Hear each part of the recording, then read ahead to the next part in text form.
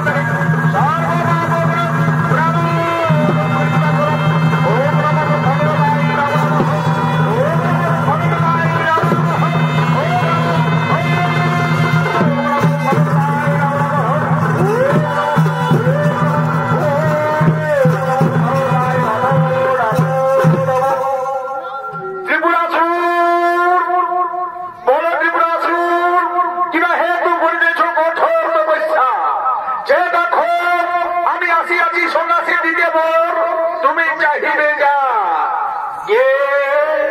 ও আমার গানের আরাধ্য দেবতা এসেছেন, লহ ঠাকুর তব চরণে আমার সদস্য। ওরে বৎস ত্রিপুরাসুর, আমি তোমার তপস্যায় সন্তুষ্ট হয়েছি বৎস। মনপুত্র কিবা বর যাহ তুমি ঠাকুর ভয়াময়, সত্যি যদি আপনি আমার তপস্যায় সন্তুষ্ট হয়ে থাকেন প্রভু, তাহলে আপনি আপনার মনোমত বর আমায় দান করুন প্রভু। আপনার মনোমত বর আমায় দান করুন, আমার মনোমত বর। তাহলে শোনো বৎস ত্রিপুরাসুর, যে সন্তানকে তুমি তোমার স্ত্রীর গর্ভে করিয়া স্থাপন, আজ তপস্যায় সন্তুষ্ট করলে চতুর্ভুজ ব্রহ্ম পদ্মাসন। যাও যাও রে বৎস, তোমার সেই স্ত্রীর গর্ভের সন্তান হবে চির অমর, কার হস্তে তার না হবে মরণ, সে হবে ব্রহ্মা বিষ্ণু মহেশ্বরের মতই কি বললেন ঠাকুর মরে।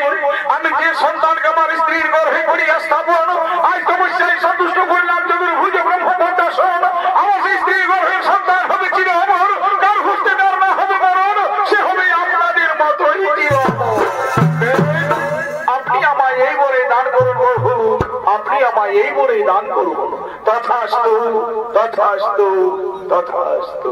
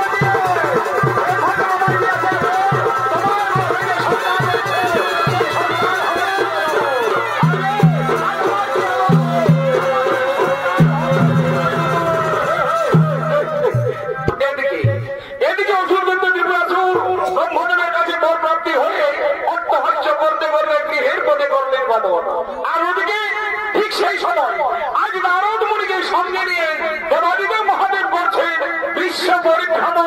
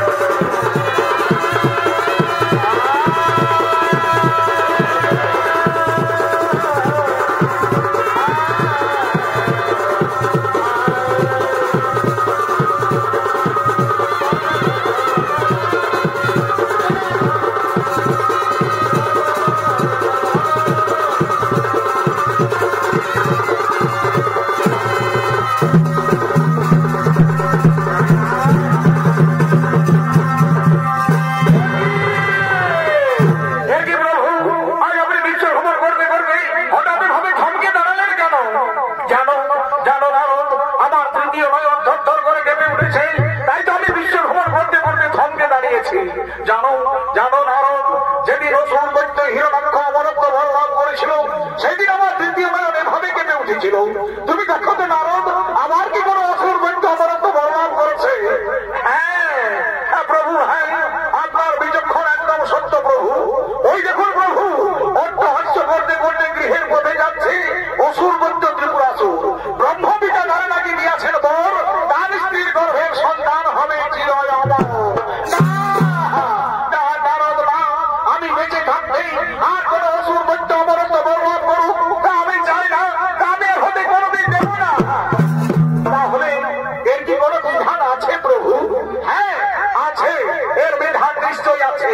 অসুর দৈত্য ত্রিপুরাসুর তপস্যা করে গৃহে ফিরে যাবে, গৃহে গিয়ে তার স্ত্রীর সাথে সহবাসে মিলন করবে, তখন তার স্ত্রীর গর্ভে সন্তান সৃষ্টি হবে।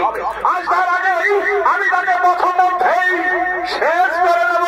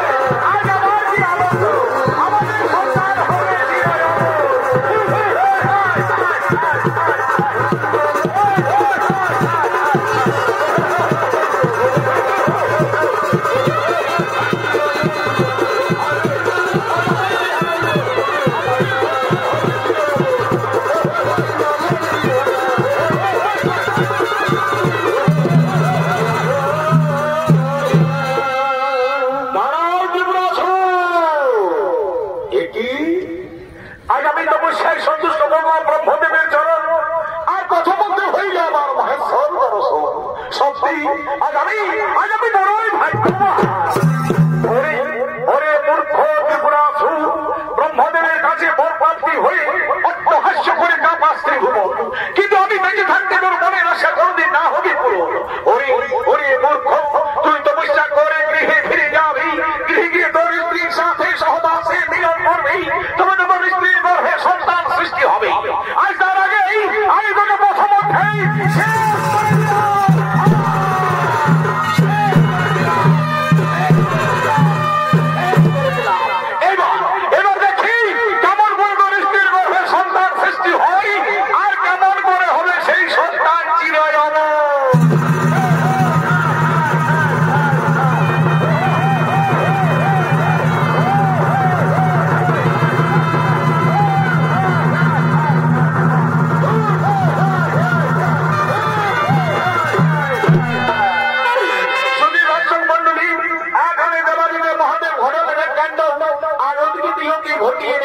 আরেক কাণ্ড। তার মৃত্যু যন্ত্রণায় ছটফট করতে করতেই অসুর দৈত্য ত্রিপুরাসুর তার স্ত্রীকে ডাকছে,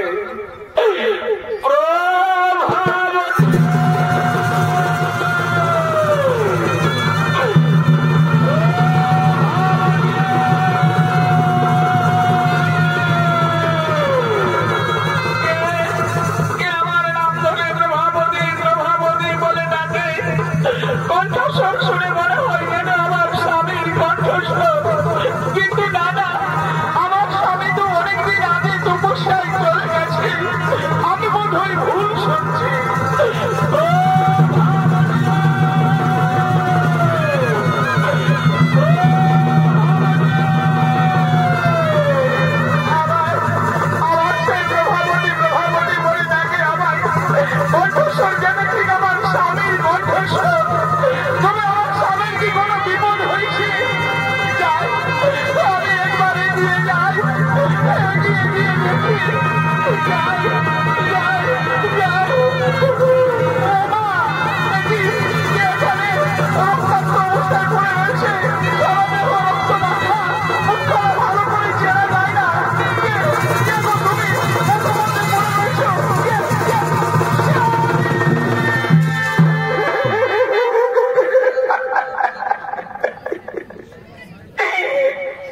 প্রভাবতী, তুমি এসেছো প্রভাবতী। আমার এই অন্তিম সময়ে তুমি আমার কাছে এসেছো। স্বামী, স্বামী গো, স্বামী।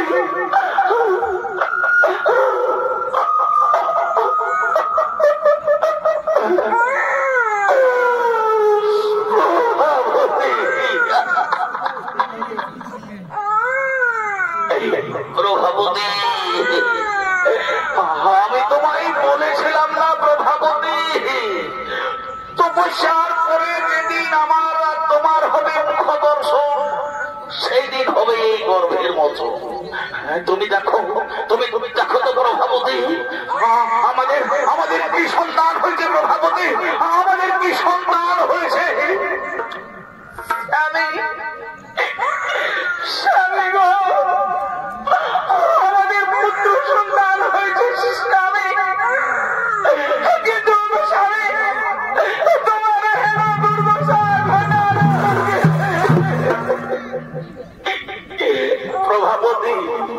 আমার তপস্যায় সন্তুষ্ট হয়ে ব্রহ্মদেব আমায় বর দিয়েছিলেন, তোমার গর্ভে যে সন্তান রয়েছে সেই সন্তান হবে চিরই অমর। কিন্তু দেবাদিদেব মহাদেব তা সহ্য করতে পারলেন না। মহাদেব ভুল ভাবলেন, মহাদেব ভাবলেন আমি তপস্যা করে গৃহে ফিরে যাব, গৃহে গিয়ে তোমার আমার মিলন হবে, তারপরে তোমার গর্ভে সন্তান সৃষ্টি হবে। তাই তাই তোমার আর আমার জীবনে যাতে কোনোদিন মিলন না হয়, তাই আমাকে প্রথম মধ্যে নিরস্ত্র অবস্থায় কুপিয়ে কুপিয়ে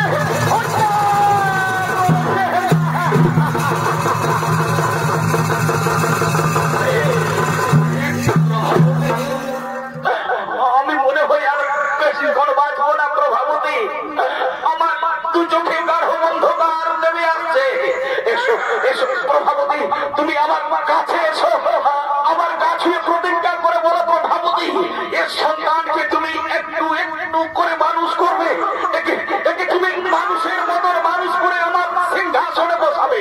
একে একে বলবে এ যেন তার পিতৃহত্যার প্রতিশোধ নেয়।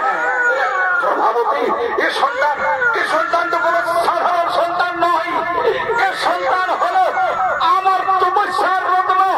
এই সন্তান হবে যুগে যুগে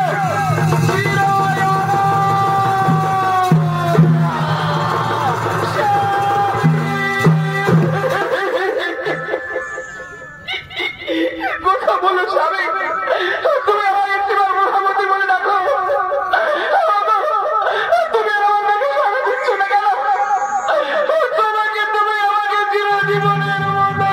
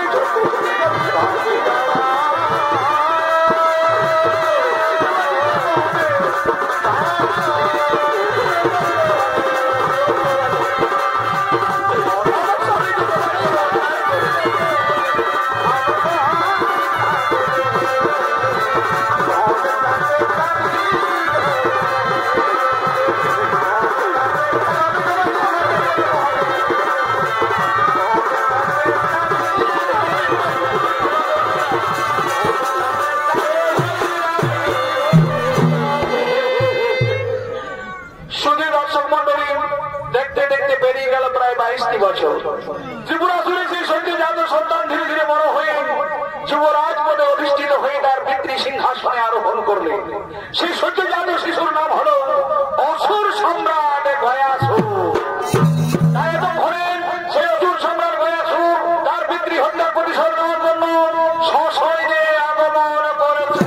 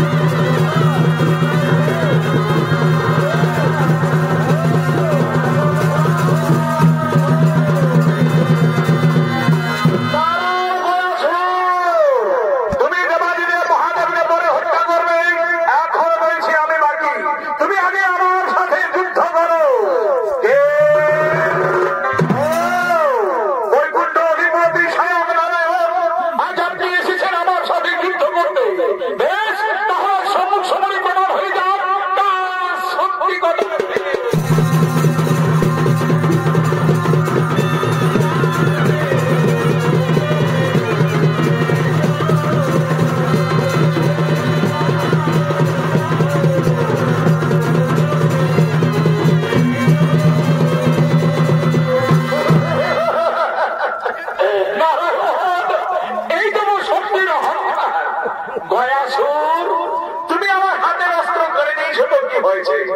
আমি তো তোমার কাছে এখনো পরাস্ত হয়নি। এসো, আমার দেহে প্রচুর শক্তি আছে, আমি তোমার মল্ল যুদ্ধ আহ্বান করি।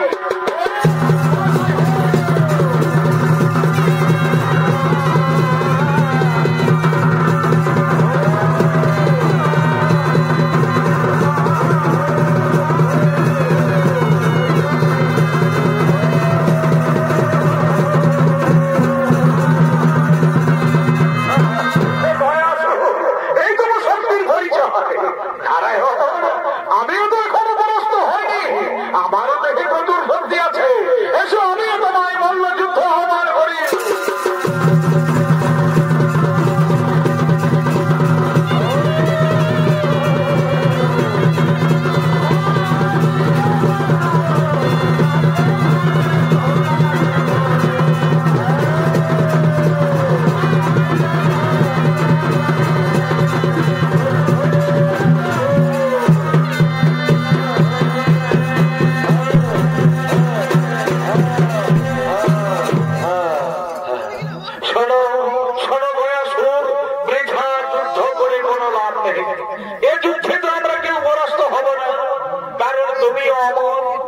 আমিও অমর, তাই শোনো ভায়াসুর, যুদ্ধের পরিবর্তে সন্ধি করা যায়। বলো ভায়াসুর, আজ তুমি যুদ্ধের পরিবর্তে আমার কাছে যা চাইবে আজ আমি তোমাকে তাই দেবো। বলো বলো ভায়াসুর, তুমি যুদ্ধের পরিবর্তে স্বর্গ নেবে, তুমি যুদ্ধের পরিবর্তে কৈলাস নেবে, না যুদ্ধের পরিবর্তে আমার বৈকুণ্ঠ? আমি তাহলে স্বর্গ নেব ঠাকুর। আমি স্বর্গে মহাসুখে বসবাস করবো, স্বর্গের সত্যি রাজই হবে আমার শয্যা। না স্বর্গ নয়, আমি বরং স্বর্গ ছেড়ে কৈলাসে চলে যাবো। আমি কৈলাসে মহাসুখে বিজ্ঞাপন করবো, কৈলাসে দুর্গা হবে আমার প্রেম। কৈলাস নয়, কৈলাসে বড় ভুল বন্ধনের তাণ্ডব। আমি কৈলাসে থাকবো না, আমি কৈলাস থেকে বৈকুণ্ঠে চলে যাবো। আমি বৈকুণ্ঠে মহাসুখে থাকবো, বৈকুণ্ঠের লক্ষ্মী হবে আমার অন্তরের। তুমি শান্ত হয়ে বলো, তুমি কোনটা নেবে? তুমি স্বর্গ নেবে, তুমি কৈলাস নেবে, না তুমি আমার বৈকুণ্ঠ নেবে? আমি স্বর্গ নেব ঠাকুর, আমি স্বর্গ নেব। আমি স্বর্গে মহাসুখে বসবাস করবো, স্বর্গের সতীরানী হবে আমার শয্যা স্বর্গে। আমি বড় স্বর্গ থেকে কৈলাসে চলে যাবো। আমি কৈলাসে মহাসুখে বিজ্ঞাপন করবো, দুর্গা হবে আমার প্রেম। আমি বড় কৈলাস থেকে বৈকুণ্ঠে চলে যাবো। আমি বৈকুণ্ঠে যাই, আমি বৈকুণ্ঠে যাই ঠাকুর, আমি বৈকুণ্ঠে যাই।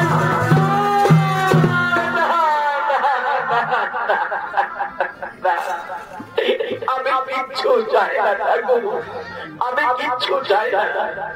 আমি স্বর্গ চাই না, আমি কৈলাস চাই না, আমি বৈকুণ্ঠ চাই না। আমি শুধু চাই তোমার দুটি রাঙা চরণ, যেন আমার বুকের উপরে থাকে চিরদিন চিরকাল। আমি তোমায় কথা দিলাম ভায়াসুর, তোমার বুকের উপরে আমার দুটি রাঙা চরণ থাকবে চিরদিন চিরকাল।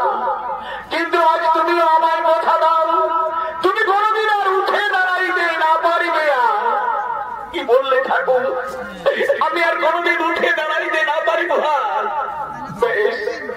তাহলে আমিও তোমায় কথা দিলাম, যদি আমি প্রতিদিন পাই পিণ্ড, যদি আমার বুকের উপরে প্রতিদিন পড়ে পিণ্ড, তাহলে আমি কোনদিন উঠে না দাঁড়াইব। আর আমি যদি একদিন না পাই পিণ্ড, তাহলে আমি সেই দিন উঠে দাঁড়াবো। আমি সাজানো গোছানো পৃথিবীকে আমি করে দেবো বেশ। আমি তোমায় কথা দিলাম ভায়াসুর, তুমি প্রতিদিন পিণ্ড পাবে, তোমার বুকের উপরে প্রতিদিন পিণ্ড পড়বে। বেশ, তাহলে এই দেখো ঠাকুর, আজ আমার দেওয়া কথা মতো আমি এই পৃথিবীর উপর করিলাম চিরস্মরণ।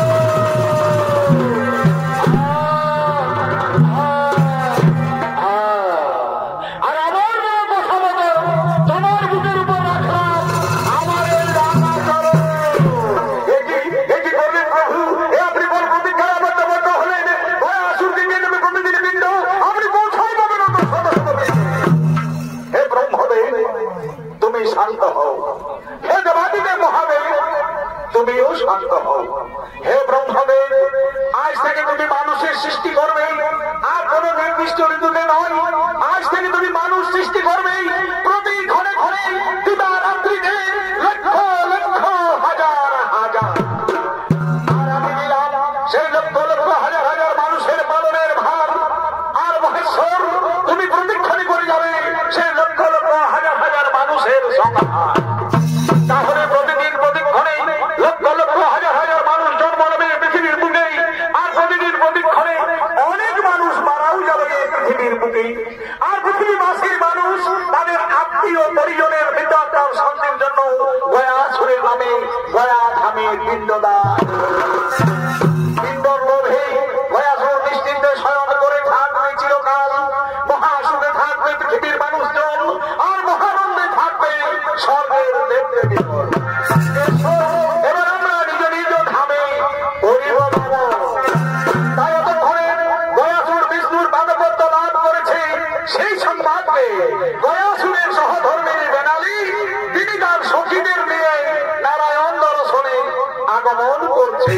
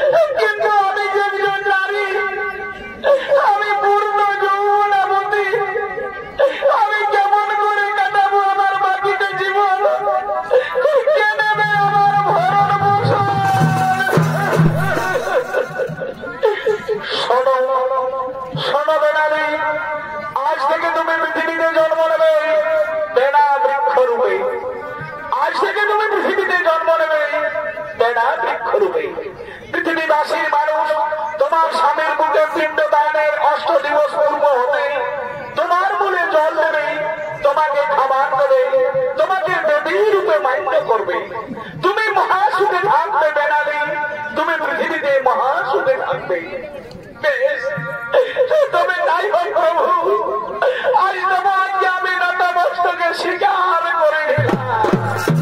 চলো চলো বেনালি, এবার আমি তোমায় পৃথিবীতে প্রতিষ্ঠা করে আসি। বেনালি, এবার আমি তোমায় পৃথিবীতে প্রতিষ্ঠা করে আসি।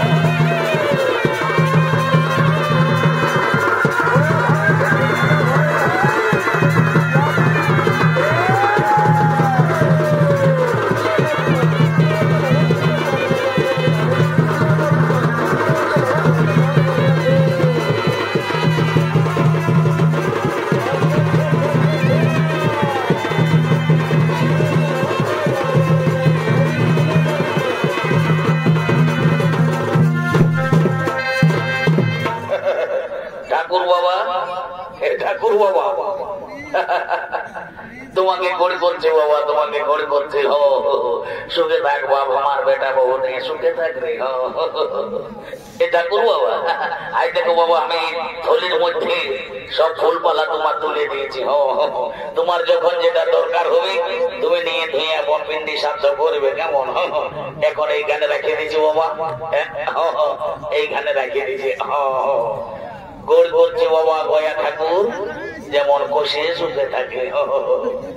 এ ঠাকুর বাবা, তাহলে এখন আমি আসছি কেমন? এ বাবা, তুই তো বড় ধরো লাফিয়ে উঠিস রে।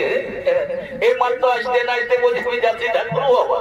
এই ঠাকুর বাবা, আমি কোন ঘর যাচ্ছি, আমি যাচ্ছি সাধ্য ঘরের ভিতর থেকে, বুঝলে না? আজ বাবা খাসি কাটবো, আজ কুটির থেকে হিলাই হিলাই ভোজ খাবো। কি বাবা, কি বললি তুই খাসি কাটবি? তোমার শুনিলে রে বাবু, শুনিলে। বলছি জন খাসির মাথাটা ঠাকুরকে দিবেন, বুঝলিস? ওইটার খেঁচাটা তো লম্বা করে রাখবে। ঠাকুর বাবা, তোমাকে কি আর বলবো ঠাকুর বাবা, আমার যখন থেকে লাহি ধরে নাই আমি তখন থেকে লাঠি ডালি করছি। এটা কি আমাকে শিখান দিতে হবে?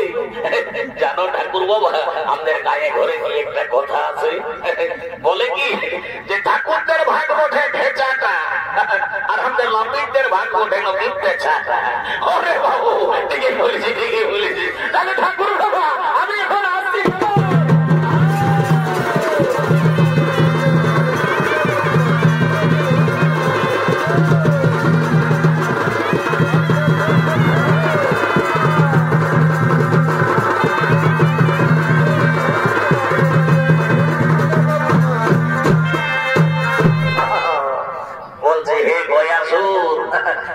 তুমি অসুর ও বাবা তুমি হয়েছে এখন গয়া ঠাকুর গড়ি করছে বাবা, তোমাকে গড়ি করছে।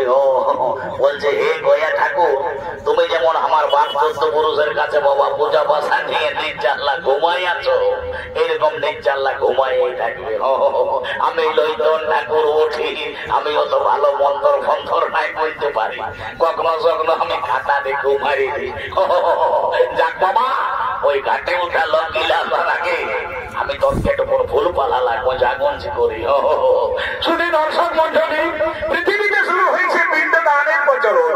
তাই পৃথিবীবাসীর মানুষ তাদের আত্মীয় পরিজনের মৃত আত্মার শান্তির জন্য তারা ঘোর কর্ম সমাধান করে ধীরে ধীরে এগিয়ে আসছেন গয়া ধামের দিকে।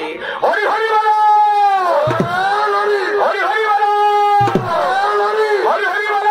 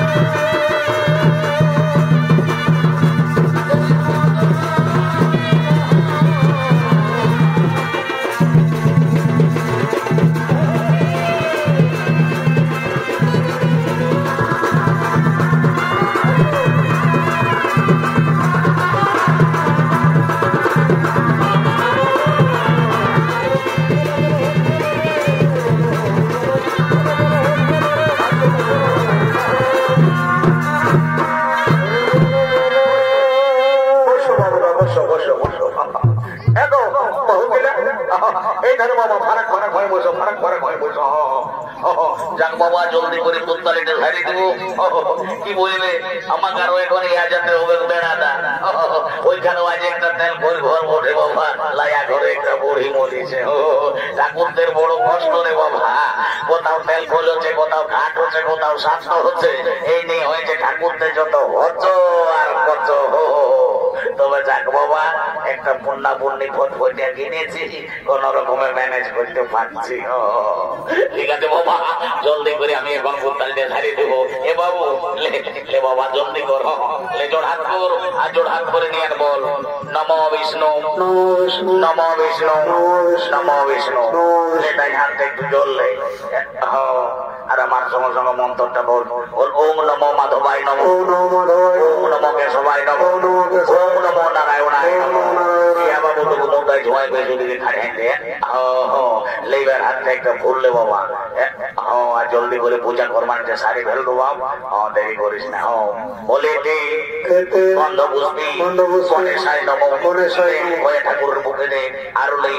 বলে গন্ধ পুষ্পি বাস্তু দেবতায় নমো, গয়া ঠাকুরের মুখে দিয়ে দেয় আরো নেই। বলে গন্ধ পুষ্পি শ্রী বিষ্ণু গোবিন্দায় নারায়ণায় নমো নমো নমো।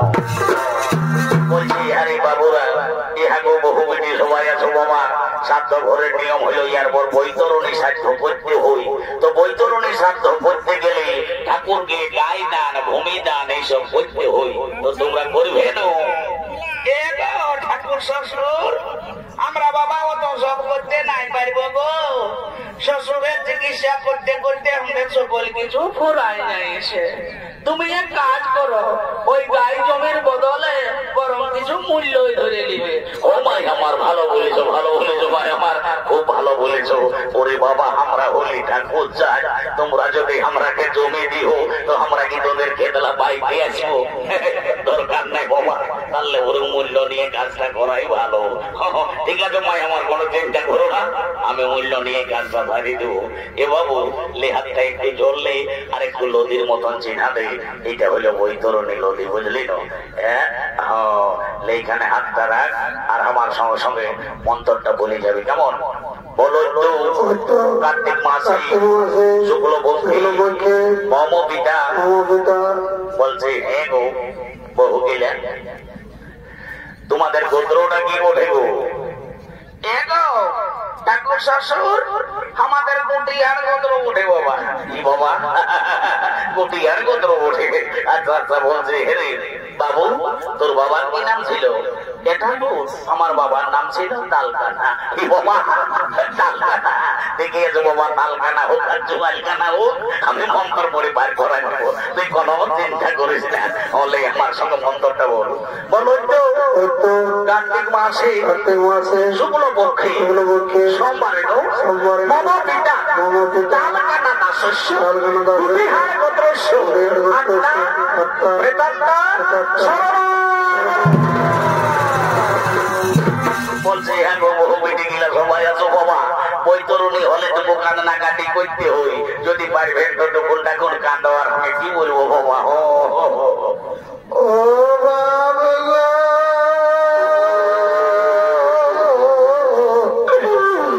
আমাকে ছেড়ে চলে গেলি আর কি ঘুরে দেখাবে গো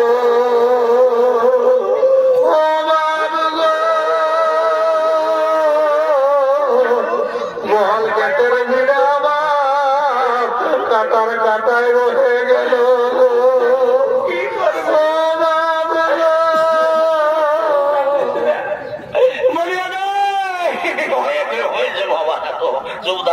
কি করবে রে বাবা, মানুষ জীবন ঘটে সবাইকে যেতে হবে, কত কান্নাকাটি করলে হবে কি নাই?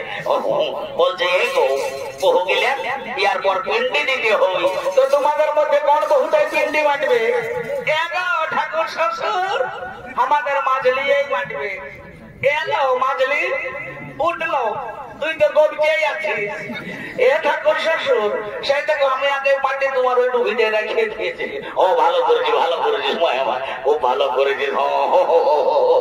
তোর মতো রূপবতী গুণবতী বহু বাবা এই বল মাগাই জীবন করতে করে করে হয়। এ বাবু লে রে জলদি করে বাবা পিন্ডিটা নিয়ে যেত। বাবা আর কোন ধারে বহুটা ঢুকায় নিয়েছে মাটি ভুটি। আমার সঙ্গে মন্ত্রটা বলি চল। বলে তো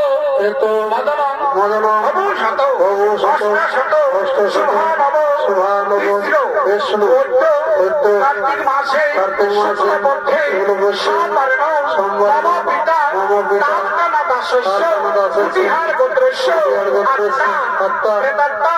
শান্তি কামনার্থে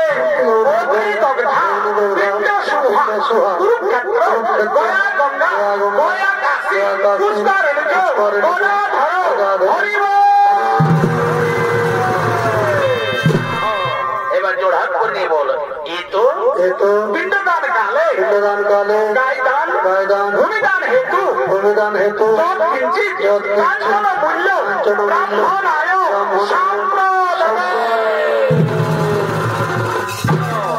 বাবুরা সবাই উঠে দাঁড়াও। বাবুরা দাঁড়াও আর সূর্যের দিকে মুখ করে বলো, বলো হে সূর্য তুমি সাক্ষী থাকো, হে চন্দ্র তুমি সাক্ষী থাকো, হে আকাশ বাতাস, হে ধরা পড়শি, হে কুটুম বাটু, হে ছোনাস দেখা সকলেই সাক্ষী থাকো। আমরা আমাদের পিতা তথা সাক্ষ্য আত্মসাক্ষ্য পিণ্ডদান করিলাম। বাবুরা সবাই লম্বা লম্বা পেটটা বলে দিয়ে পড়িয়ে দেয়। এইটা হলো তোদের পিতৃ দেয়, বুঝলিস? পড়ি দে আমাররা বলছি কুটুম বাটুম কি আছে ধরে উঠাও। কুটুমের কর্তব্য হইলো আগে ধরে উঠাতে হই। বাবা আমার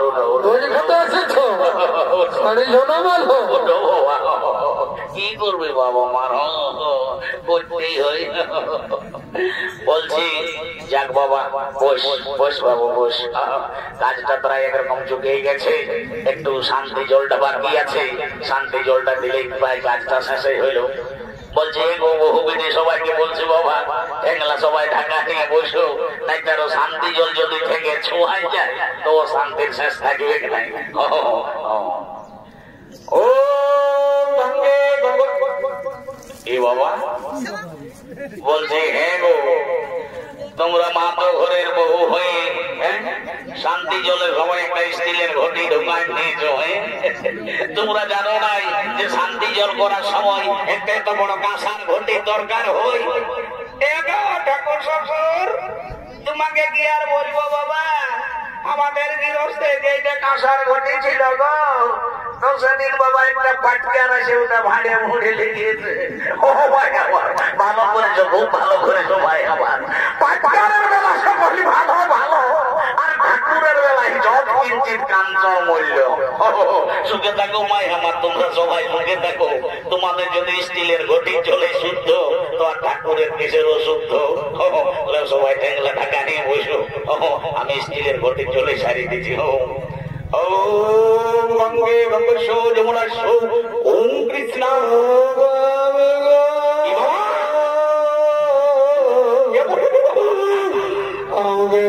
চলে গেলি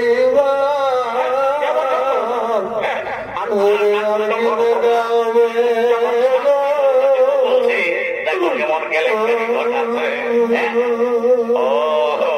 এই বড় কি বহুটা বলে কি বাবা বড় চাঁদর বেটি ওঠে যখন বই ধরলে সময় কাঁদতে বললি তখন কতক্ষণ কাঁদে নাই পেনাই মোটা ঢাকা নিয়ে মোটক মোটো গিয়ার মোটা আর ওয়ার মোট একবার করে হুল কিনে দিল। আর এখন দেখছো যখন বলছে শান্তি জলটা দিব তখন কেমন কারার মতো নাড়াচ্ছে। বলিয়ে বই আজ 5 কুটুম আছে যে সবার কাছে খুলে বলো দেখি বাবা তোমার মনের দুঃখটা কি বলে। ঠাকুর শ্বশুর তোমাকে কি আর বলবো বাবা, আমরা তো শ্বশুরের পিন্ডি সাথে করলি গো, কিন্তু আমার পিন্ডি কে দিবে বাবা? আমার তো একটাও ছেলে চলো চলবে নাই গো। ভেতরে তোমার রানী। শুনিলি শুনিলি, তুই শান্তি মনে শান্তি জল ডালে। আমি 100% গ্যারান্টি দিয়ে বলছি, আসছে বছর এমন দিন কেন দেখবি তোর ঘর দুয়ারে ছেয়ে ছুঁয়ে ভরিয়ে যাবে। তখন আরো দেখবি হুড়ুকা দিয়েও টেকাতে পারবি। লেমাই আমার দেখলে ঢাকা নিয়ে বস। ও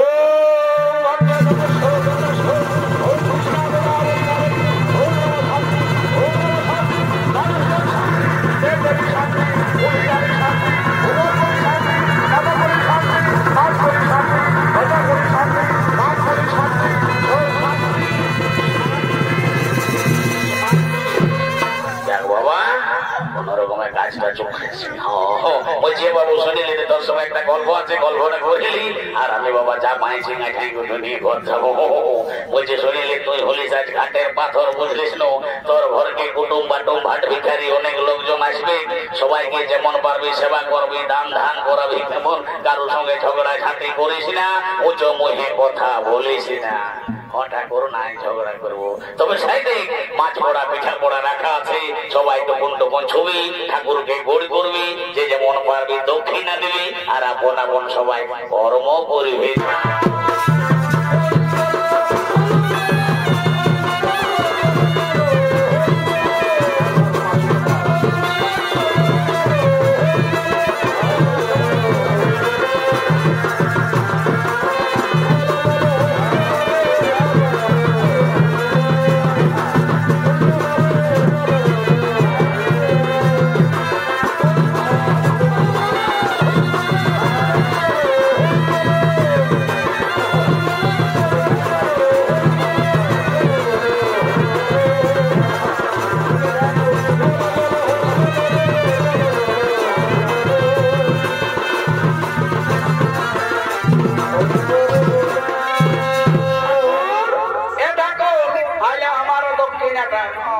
বলছি কি ঠাকুর তুমি না ইয়ার মন্তব্য ওয়ার ঘরে ঢুকান নিয়ে বসে তারা মুদ্দলিটা চুপান নিয়েছো।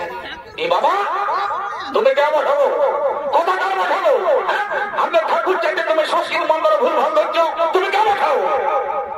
এ ঠাকুর আমি তোমাদের ওই মাদলি বহুটার মাই বটি বাবা, কাল বেটি জামাইকে ঘাটে উঠাতে এসেছিলি। এ বাবা কি বললে তুমি মাদলি বহুটার মাই বটো? তো বলছে হ্যাঁ গো, তাহলে তো কামালি সম্পর্কে তুমি আমার বেহান হবে। তো বলছে হ্যাঁ বেহান, তুমি আমার সংস্কৃত মন্দিরে ভুল ভাল ধরছো, তুমি সংস্কৃতের কতটুকু বুঝো?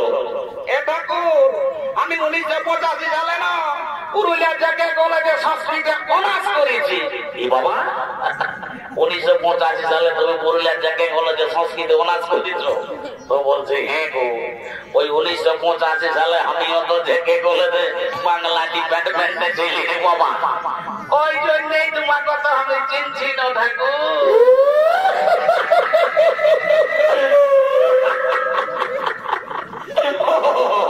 চিনেছি চিনেছি চিনেছি, আমিও তোমাকে চিনেছি।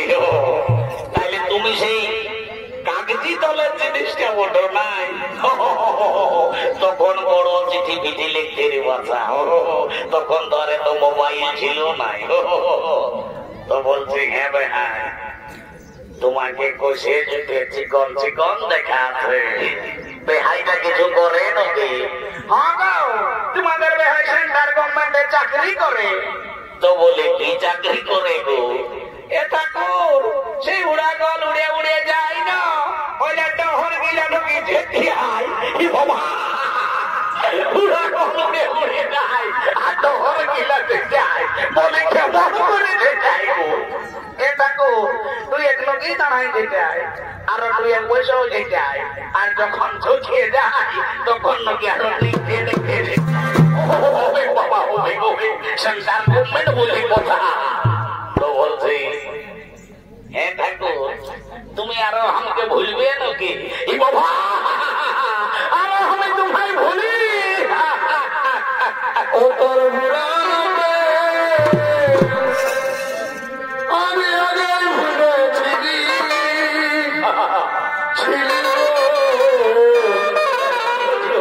আজ দেখা দিয়ে মনে পড়াইলি। অতর পুরানো প্রেম আমি আগেই ভুলেছিলি আগে দেখা দিয়ে